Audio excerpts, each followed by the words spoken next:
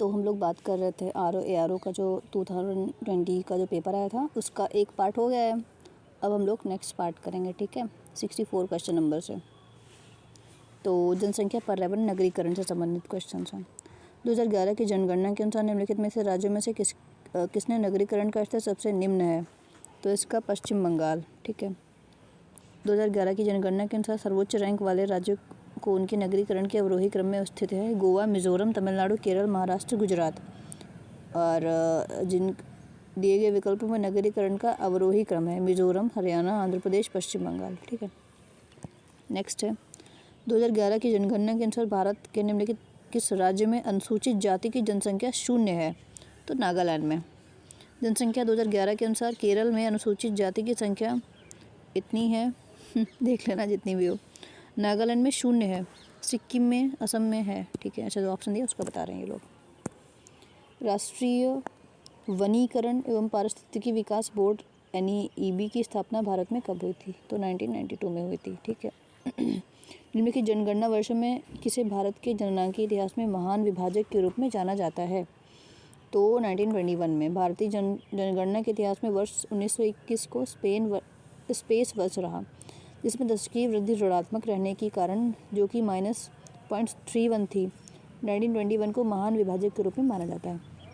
Next है one अनुसंधान संस्थान कहाँ स्थित है? तो भोपाल, देहरादून में स्थित है। वन अनुसंधान संस्थान की स्थापना उत्तराखंड में की गई। इसका मुख्यालय देहरादून में है। इस संस्थान को दिसंबर 1991 में डीम्ड यूनिवर्सिटी का दर्जा मिला। नेक्स्ट है भारत का ओशनिक नेशनल पार्क कहाँ स्थित है? तो कच्छ में स्थित है। भारत का ओशनिक नेशनल पार्क कच्छ की खाड़ी में स्थित है। सुंदरवन व डेल्टा विश्व का सबसे बड़ा डेल्टा है जो गंगा ब्रह्मपुत्र नदियों द्वारा निर्मित है। चिल्का झील भारत के पूर्वी तट पर स्थित एक लैगून है जो उड़ीसा में स्थित है। नेक्स्ट है निम्नलिखित जनपदों में से किसकी साक्षरता दर सबसे कम है? तो श्रावस्ती। जनगणना 2021 के अनुसार उत्तर प्रदेश का सबसे कम साक्षरता वाला जिला श्रावस्ती है, जहाँ की साक्षरता दर 46.7% है, ठीक है। नेक्स्ट है जीवाश्म ईंधनों में एकमात्र ऊर्जा का चरम स्रोत क्या है? तो सूर्य जी हैं हमारे प्यारे। पृथ्वी की अवसादी परतों के बीच में दबे वनस्पतियों और जीवों के जीवाश्मीय अवशेष कालांतर में जीवाश्म ईंधन में परिवर्तित हो गए। इन जीवाश्म ईंधनों में संचित ऊर्जा का चरम स्रोत सूर्य है। 72 क्वेश्चन है पारिस्थितिकी तंत्र का प्रेरक बल कौन सा होता है? तो इसमें भी सौर ऊर्जा होती है, क्योंकि सूर्य से ही चीज़ें चलती हैं। चूँकि सूर्य पृथ्वी पर सभी तरह की ऊर्जा का स्रोत है, अतः पारिस्थितिकी तंत्र का प्रेरक बल भी सौर ऊर्जा है। अब आते हैं हम लोग भूगोल पे। निम्नलिखित राज्य केंद्र शासित राज्यों में जरवा जनजाति का निवास स्थान कौन सा है? अंडमान एंड निकोबार। तो जनजाति बहुत ज़्यादा इंपॉर्टेंट है, पहला क्वेश्चन जनजाति से ही आ गया, देख लो। जारवा जनजाति का निवास स्थल अंडमान एंड निकोबार द्वीप है। अंडमान एंड, वाह, अंग्रेजी and Hindi mix. Andaman and Nicobar की अन्य जनजातियां हैं सोम्पने, ओंगो, सेंटलीच इत्यादि। अंडमान और निकोबार की जनजातियां भारत की नहीं है वरन विश्व की आद्य जनजातियां हैं। अच्छा, नेक्स्ट है सूचियों को मिलाना है। खनन क्षेत्र और खनिज, इसका आंसर ही देख लेते हैं, मुझे तो कोई इसमें आइडिया है नहीं। Let's see.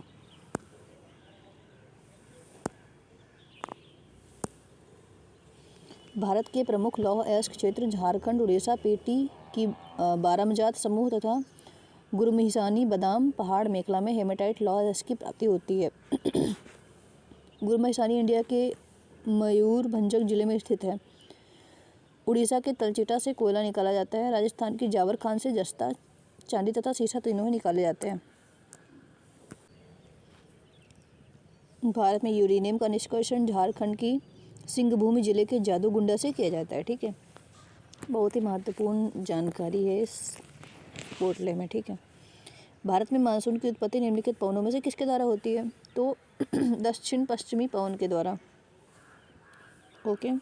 21 मार्च के बाद सूर्य के उत्तरायण होने की स्थिति में भारत में गर्मी बढ़ने लगती है तथा यहाँ निम्न वायुदाब का क्षेत्र बन जाता है। मध्य जून तक आते आते गर्मी बेहद बढ़ जाती है तथा अपेक्षाकृत निम्न वायुदाब भारतीय स्थल पर बढ़ जाता है।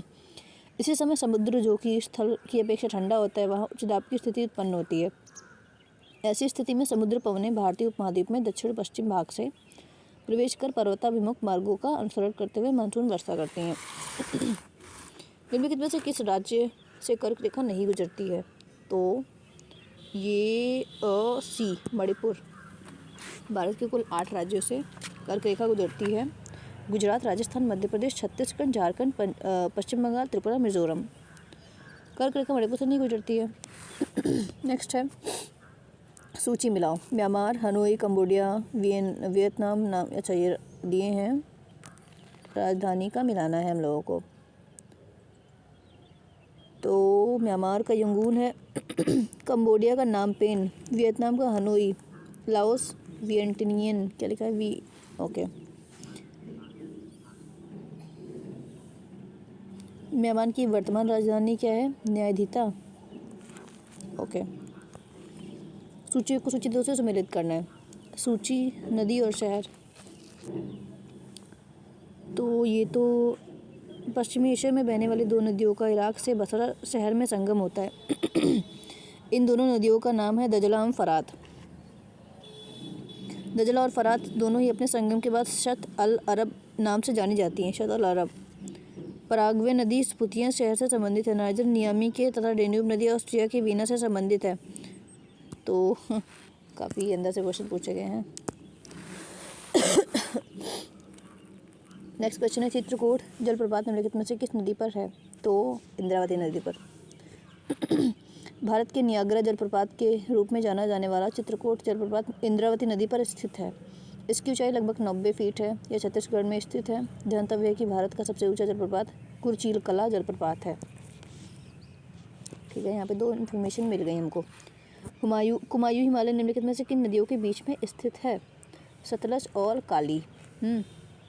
नेक्स्ट है उत्तर प्रदेश में कितने मुख्य कृषि जलवायु क्षेत्र हैं? तो ये हैं कितने?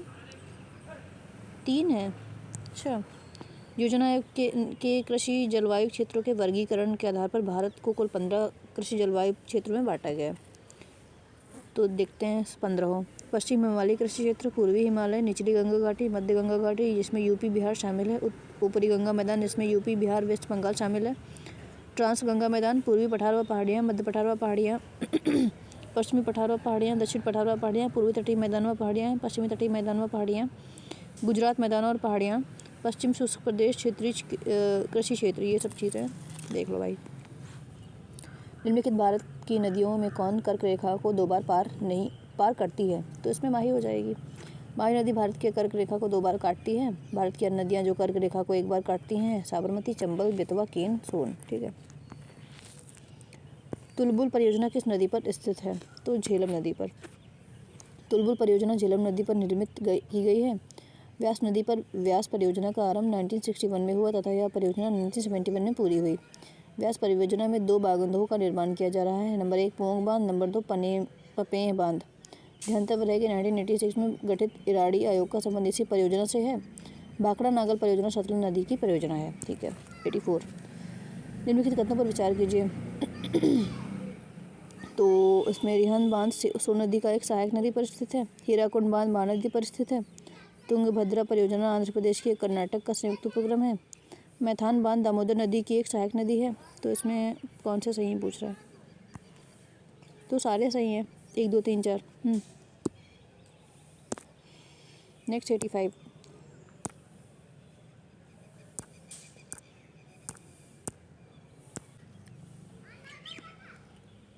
इसमें देश दिया है, लौह अयस्क उत्पादक क्षेत्र दिए हैं, कजाकिस्तान, यूक्रेन, जर्मनी, फ्रांस।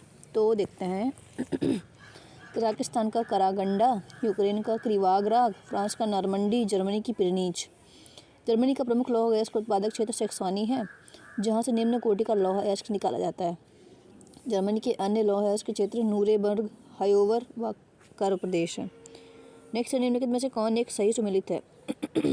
तो बी, लॉरेन औद्योगिक प्रदेश का संबंध फ्रांस से है, जहाँ से लौह अयस्क निकाला जाता है। रूस औद्योगिक प्रदेश का संबंध जर्मनी से है। रूर औद्योगिक प्रदेश।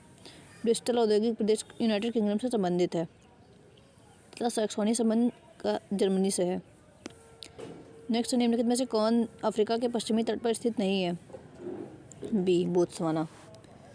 नेक्स्ट है निम्नलिखित में से भारत का कौन सा राज्य सर्वाधिक लंबी तट रेखा वाला राज्य है? तो गुजरात है, तो सबको पता होगा। नेक्स्ट, निम्नलिखित में से कौन शैल समूहों में अधिकतम मात्रा में कोयला प्रदान करता है? तो इसका गोंडवाना। धारवाल समूह में खनिज धात्विक खनिजों के भंडार पाए जाते हैं। भारत का लगभग संपूर्ण कोयला भंडार का उत्पादन गोंडवाना समूह से होता है। इसके प्रमुख क्षेत्र झारखंड, मयूरभंज, तेल उड़ीसा में है।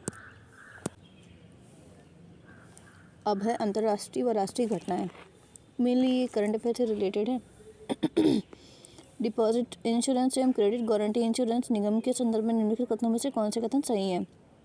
भारतीय रिजर्व बैंक की एक सहायक है।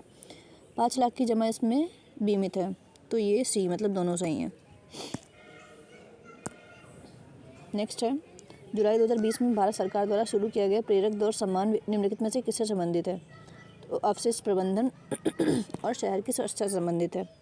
नेक्स्ट है, भारत सरकार द्वारा जून जुलाई 2020 में मनाया गया संकल्प पर्व संबंधित है तो वृक्षारोपण से। निम्नलिखित में से कौन सा 1 जून 2020 को मनाया जाने वाला सांख्यिकी दिवस का विषय थीम था? तो सतत विकास लक्ष्य। किस बॉलीवुड अभिनेत्री ने 2020 में पद्मश्री पुरस्कार को प्राप्त किया? तो ये है कंगना रनौत। जनवरी 2020 में कितने पद्म विभूषण पुरस्कार मरणोपरांत दिए गए? तो ये है ए 4। अंतर्राष्ट्रीय ओलंपिक समिति द्वारा किसे coaches life time achievement award 2019 से सम्मानित किया गया था? तो ये है पुल्लेला गोपीचंद्र। अंतर्राष्ट्रीय मातृभाषा दिवस कब मनाया जाता है? सी 21 फेब। भारतीय नौसेना द्वारा जनवरी 2020 में शुरू किया गया ऑपरेशन वनीला किससे संबंधित है? तो आपदा प्रबंधन से। संयुक्त राष्ट्र प्रशिक्षण अंगारा अजय वारियर 2020 निम्नलिखित में से किस देशों के बीच संपन्न हुआ? तो भारत और यूनाइटेड किंगडम। एक भारत श्रेष्ठ भारत के संदर्भ में निम्नलिखित में से कौन से कथन सही हैं? सी, मतलब दोनों। यह अभियान 10 फरवरी से 28 फरवरी तक चला। इसका उद्देश्य देश की विभिन्न सांस्कृतिक गतिविधियों द्वारा राष्ट्रीय एकता को मजबूत करना था। दोनों सही हैं। फॉर्च्यून इंडिया की 500 कंपनियों की सूची के अनुसार 2019 में सबसे बड़ी निगम कंपनी थी तो रिलायंस इंडस्ट्रीज़ लिमिटेड। अमेरिका आधारित थिंक टैंक जनसंख्या समीक्षा रिपोर्ट 2020 के अनुसार निम्नलिखित में से कौन सा कथन सही है? तो भारत की जीडीपी 2019 में 209 लाख करोड़ थी। भारत दुनिया की 5वीं सबसे बड़ी अर्थव्यवस्था के रूप में उभरा है। भारत में ब्रिटेन और फ्रांस के जैसे देशों को पीछे छोड़ दिया है। तो तीनों सही हैं। भारत की पहली semi high speed train Vande Bharat चली है वाराणसी से नई दिल्ली के मध्य। भारत के निम्नलिखित में से नगरों में से किसे देश का प्रथम कृत्रिम रबर संयंत्र लगाया गया है? पानीपत में। फरवरी 2020 में अमेरिका राष्ट्रपति भारत यात्रा कौन सा सही है इसके संदर्भ में? अमेरिकी प्रथम महिला नागरिक मेलानिया ट्रंप ने दिल्ली में एक विद्यालय में योग सत्र को देखा और विद्यार्थियों से वार्तालाप की। मेलानिया ट्रंप द्वारा देखा गया विद्यालय मोती दिल्ली का सर्वोदय सीनियर सेकेंडरी से विद्यालय था। देखते हैं इसका, दोनों सही हैं। नेक्स्ट है, फरवरी 2020 में गठित राम मंदिर ट्रस्ट में सूची 1 सुधीरों को सम्मिलित करो। महंत नंत गोपाल दास रामकृष्ण ट्रस्ट के अध्यक्ष हैं। तो यहाँ पे देखते हैं, स्वामी गोविंद देव गिरी ट्रस्ट के कोषाध्यक्ष हैं। श्री चंपत राय ट्रस्ट महासचिव। नृपेंद्र मिश्रा मंदिर निर्माण समिति के प्रमुख। निम्नलिखित में से किसे सर्वोच्च फिल्म के लिए ऑस्कर पुरस्कार दिया गया? पैरासाइट। प्रथम खेलो इंडिया विश्वविद्यालय कहाँ आयोजित हुए? तो भुवनेश्वर में। कथन दिए गए। फरवरी 2020 में सीनेट ने राष्ट्रपति डोनाल्ड ट्रंप को उनके विरुद्ध चल रहे महाभियोग से बरी कर दिया क्योंकि सीनेट में रिपब्लिक सांसदों की अपेक्षा डेमोक्रेटिक सांसदों की संख्या अधिक थी। तो इसका ए सत्य है, आर असत्य है। ऑस्ट्रेलिया में फरवरी मार्च 2020 के दौरान आयोजित आईसीसी महिला T20 विश्व कप में कितनी टीमों ने भाग लिया? तो इसमें 10 टीमों ने भाग लिया था। 111 कुष्ठ रोग के खिलाफ किए गए प्रयासों हेतु व्यक्तिगत श्रेणी में अंतर्राष्ट्रीय गांधी पुरस्कार 2020 पाने वाले कौन थे? तो NS धर्मशक्तु। डिफेंस एक्सपो और उसके स्थान को विभिन्न वर्षों के साथ सम्मिलित कीजिए। तो इसमें है डिफेंस एक्सपो 2016 दक्षिण गोवा में किया गया था, 18 चेन्नई, 19 डिफेंस एक्सपो हैदराबाद, 20 किया गया था लखनऊ में। ठीक है। अब मानसिक योग्यता परीक्षा, तो कारपेट को ऐसे लिखा गया है तो नेशनल को कैसे लिखा जाएगा? तो इसमें जो छठा वाला शब्द था उसको पहले ले आए और उसके बाद पहले को मतलब लास्ट फर्स्ट ऐसे करते करते बनाया है। तो वैसे ही कर देंगे इसमें भी। नेक्स्ट है रेलगाड़ी के बारे में लिखा है। तो ये क्वेश्चन तो हम लोग पढ़ेंगे अच्छे से, इसका भी आंसर देख लेते हैं खाली, ठीक है। इसका ए आंसर है 11:40। नेक्स्ट है कूट वाला है, HE को 41 लिखा गया है, तो H है 19, E है 22। तो इस टाइप से क्वेश्चन है। नेक्स्ट देखते हैं ये भरने वाला क्वेश्चन है, उसके बाद में दिशाओं वाला क्वेश्चन है, उसके बाद में संख्याओं से भिन्न कौन सी है ये क्वेश्चन है, फिर ब्लड रिलेशन क्वेश्चन है, फिर देखते हैं यूपी स्पेशल। निम्नलिखित में से कौन उत्तर प्रदेश में सर्वाधिक फसल क्षेत्र के अंतर्गत सही सुमेलित नहीं है? तो सी सही सुमेलित नहीं है। मक्का वाराणसी में नहीं होता है, सरसों आगरा में, आलू फर्रुखाबाद में, तिल हमीरपुर में। सही है ये।